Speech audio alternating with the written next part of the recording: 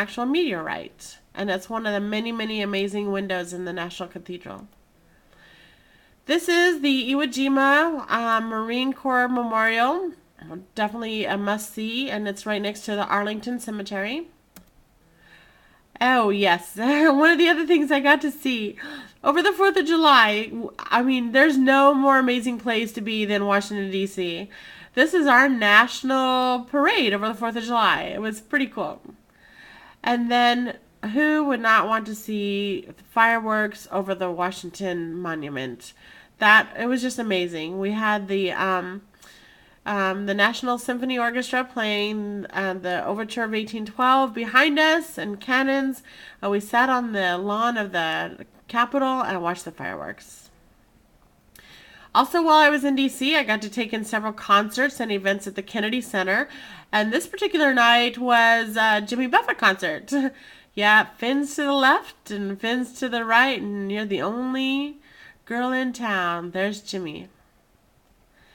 Other things that I saw in D.C. was definitely protests.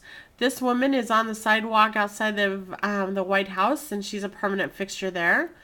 And there's always different war protesters, peace marchers, Darfur, you name it. There's a protest or a march or event for it.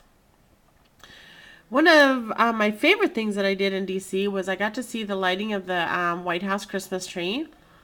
There it is all lit up.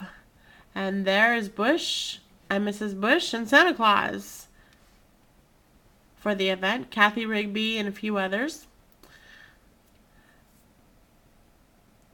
And while I was in D.C., I found that it was just a couple short hours to other great and wonderful cities, such as New York. For a $20 bus ride, 4 hours, you can travel up to New York City, and the $20 bus ride was the best deal because you can't even pay for all the toll roads or the toll booths between Washington, D.C. and New York. So that was a great investment. So I went up to New York. I went twice.